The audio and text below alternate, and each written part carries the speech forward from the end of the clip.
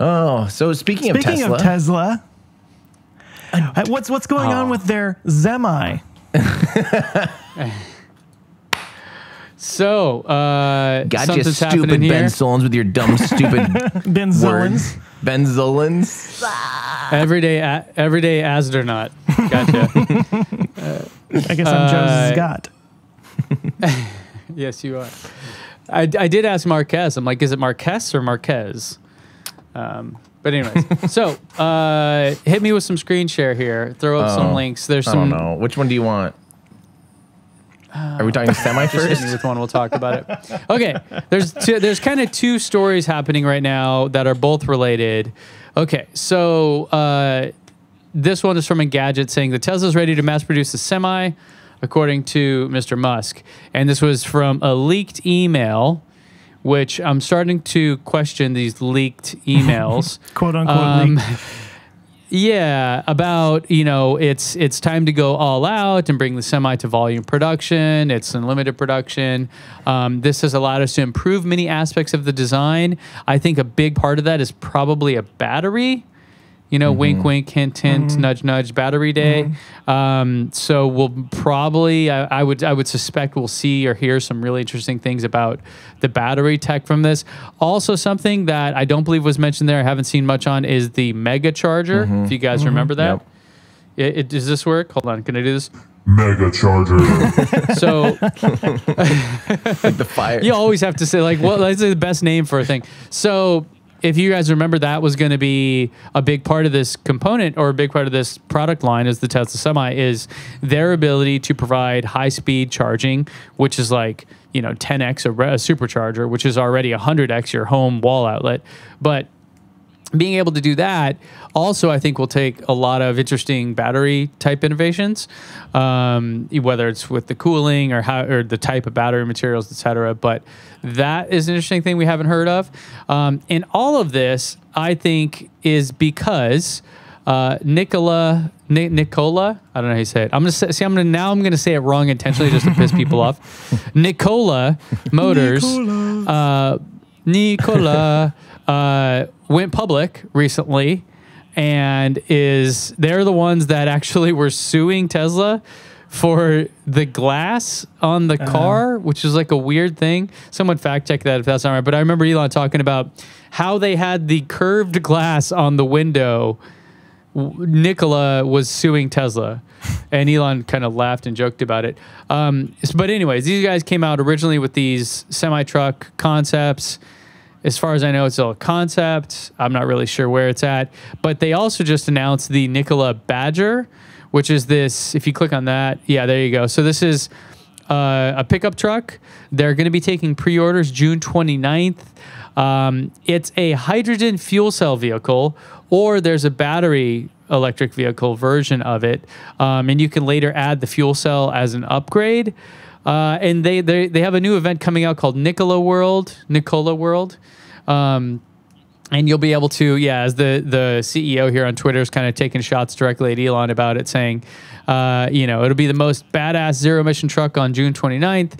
You'll see it in person, a real operating truck, not a fake show truck. Wait, is he saying that Cybertruck wasn't an operating truck? People drove around on it on the streets, and it drives on the streets. What is he talking about? Not a fake show truck. I rode in Cybertruck. It seemed pretty real to me. That's a dumb dig. I think what he's saying is that the last part there, expect stamped metal panels, functioning interior with HVAC.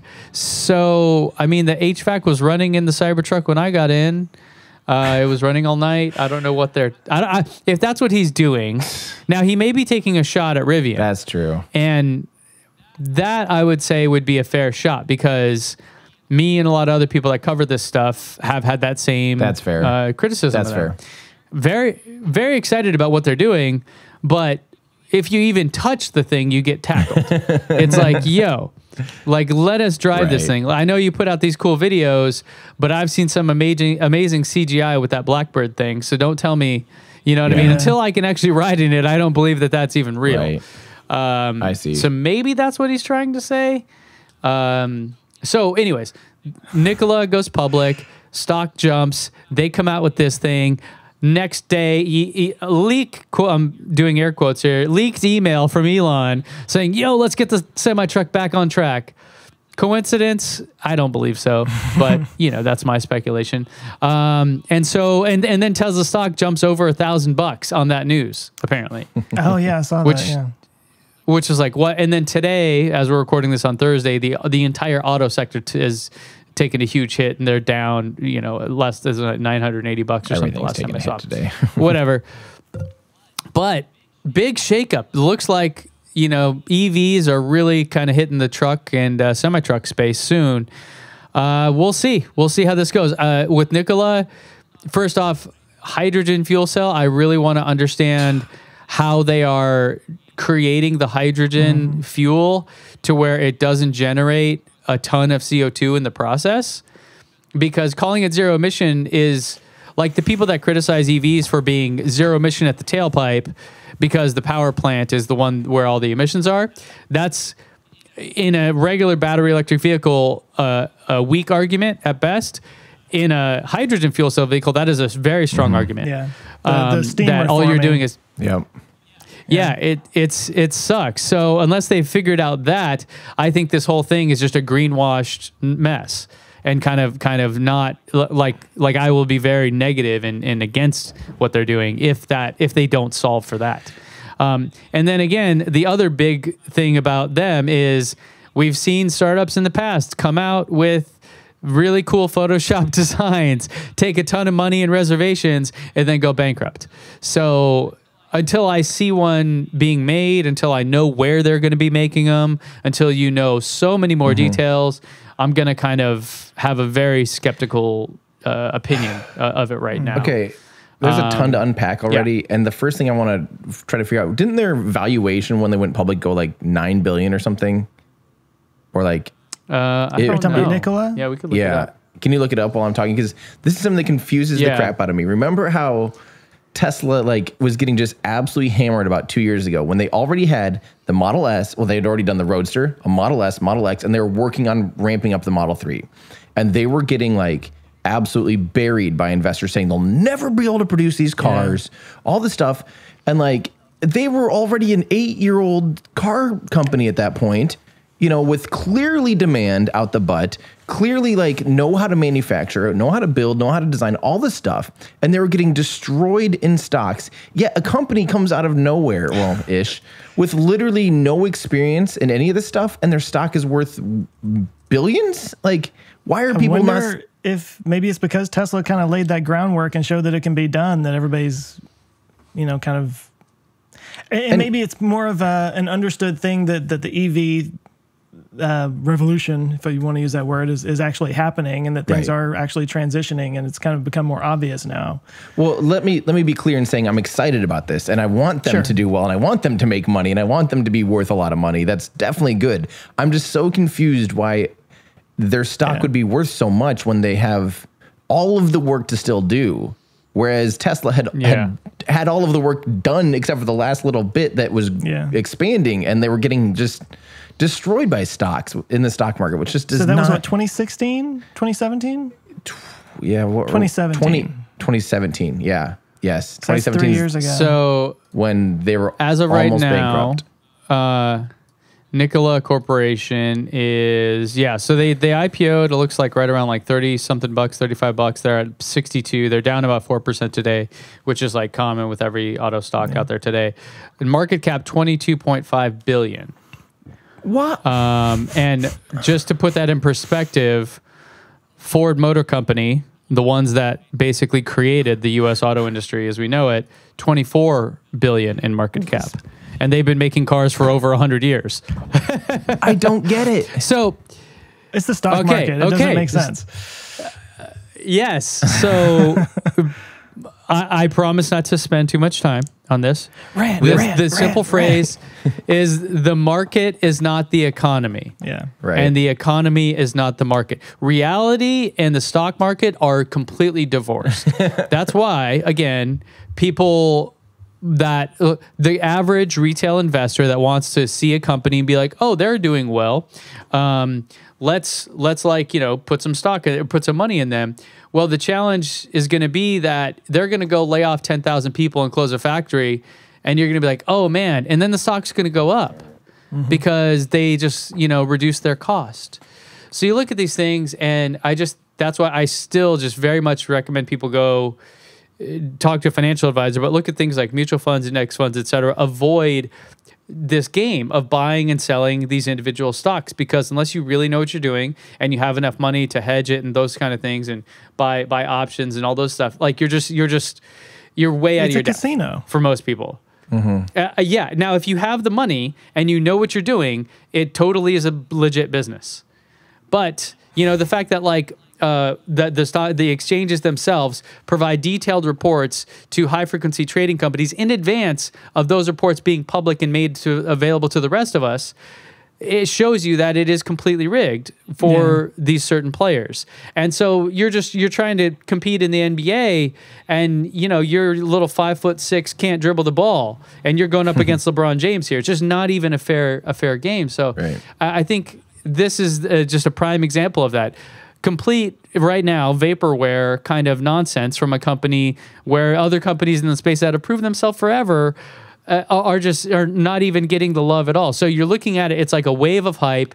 People are gonna invest, and then it's gonna crash, and people are gonna lose all their savings and just be bummed. So if you know what you're doing, if you have the money to lose, go nuts. Hey, freedom is a good thing. Do what you want. But if you don't, and you're thinking, I can make some money because I heard these guys on a podcast talk about this, that's not the way to go about it at all. Yeah.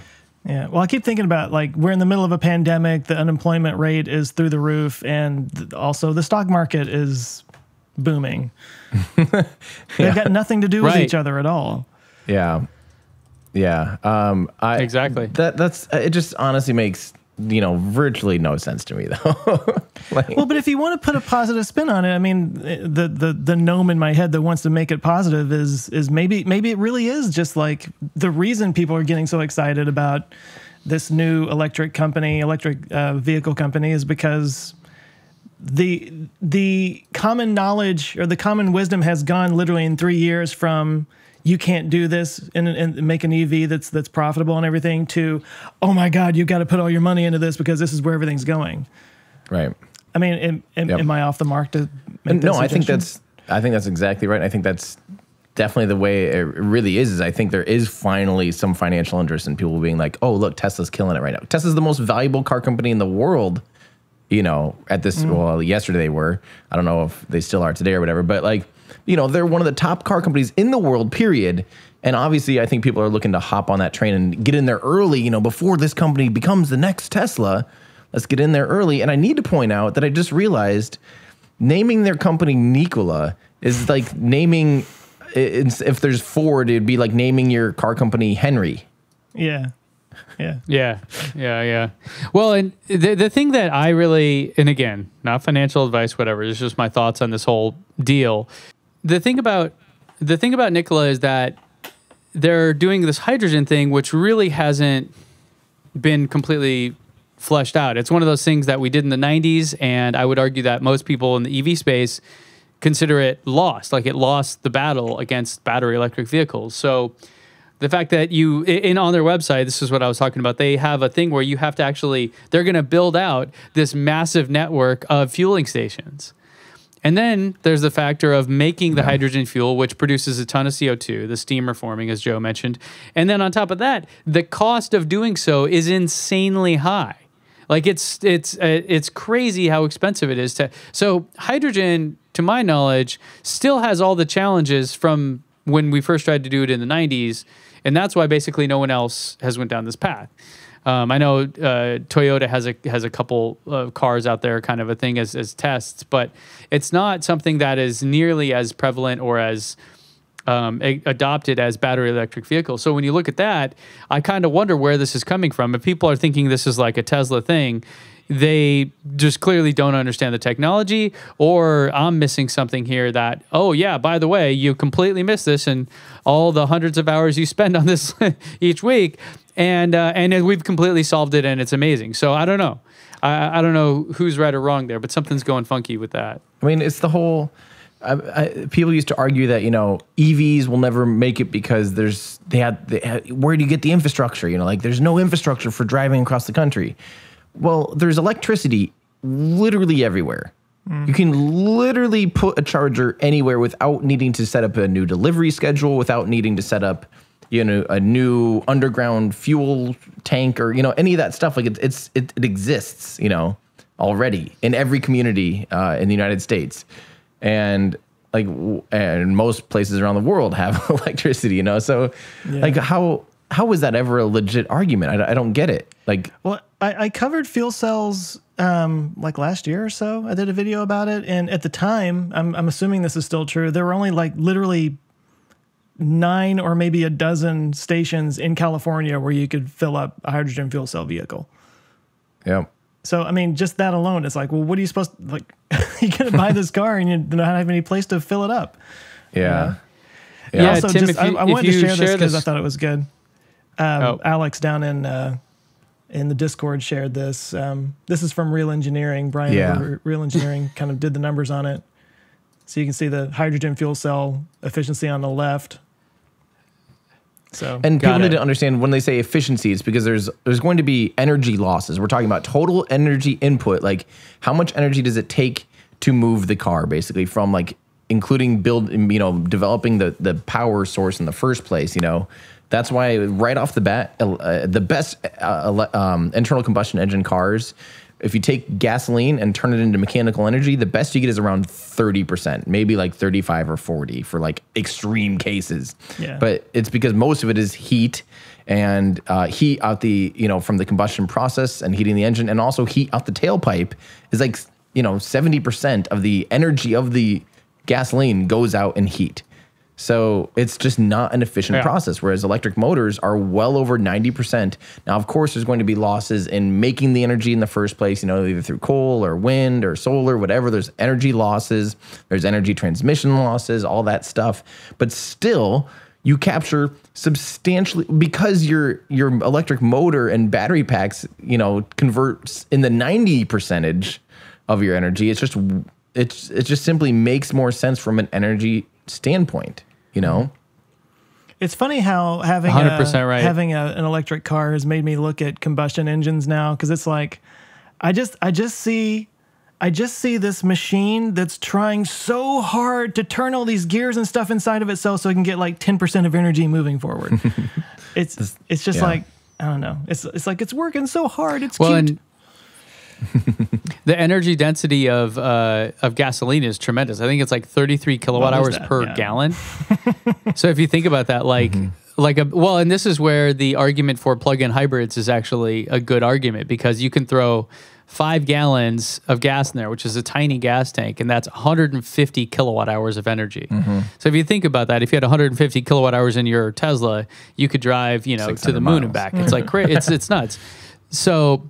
Well, you get my point, though. But and so imagine if you had a really high, extremely efficient electric vehicle, and then you had a 5-gallon, make it a plug-in hybrid. You could have 700 miles of range, easily. You're still reducing emissions overall. It's not perfect, but you're headed in the right direction. Yeah. Tim, I wanted to, if you could pull up that link I just sent you in the chat to highlight Joe's point from earlier about the number of charging stations. So scroll down, and you'll see a little map eventually. Keep going right there. Okay. So look at the map, right? So this is so if you're just listening, it's a map of the United States, and you see all these blue dots covering it, really just all over the place. Now notice what you're looking at are planned stations. Go ahead and uncheck. Click where that H2 is. Oops. There are. Literally none. There are 0. Okay, so for people listening, he clicked on the thing to uncheck the planned stations, and it's a completely blank map. There are hydrogen stations out there. And the Nikola offices are in Germany, it looks like. Germany and Arizona. So, right. So I'm sorry, but I just, until this is real, until you have, 10,000 charging stations across the U.S., I don't think you have a shot at actually succeeding. It's just not possible. I'm sorry. Well, and even then, you have all the big challenges with hydrogen itself, refining it, the cost of it, et cetera, et cetera. Yeah. I mean, if you go down a little bit, they do say the whole zero emissions thing, and they do say it's renewable power, on-site conversion of electricity to hydrogen via electrolysis. Okay, so if they make this work, that's the way to go, because they're not trucking around hydrogen from from steam plant to some gas station kind of thing. I mean, that's the way to do it if they can pull it off. But you're right. That's a lot of infrastructure. That's not just a charging location. That's a whole utility. You're talking a couple. Yeah. Like $100 billion or more, right? If people, again, back to the point, if you could skip half of these steps by just going basically all of these forward, from on-site conversion, on-site hydrogen storage, fast fueling station, fast dispenser, scratch all those and just go bank to bank. That's that's what electrical, solar to battery. Maybe. Yep. Exactly. Oh man. I mean, again, I want to reiterate, this is great. This conversation is great. I want people to be investing in future technologies like this. I'm just more baffled at why investors have all the faith in the world that a company that has so much to do still will succeed when people are so, have been so against Tesla's work in the past, Well, I mean, I guess the upside is if they have $20 billion to spend. I'm not sure if that's how that works, but if they have $20 billion, you can go a long way toward creating that infrastructure, Yeah. Over about 7 or 8 years, we'll see. Yeah.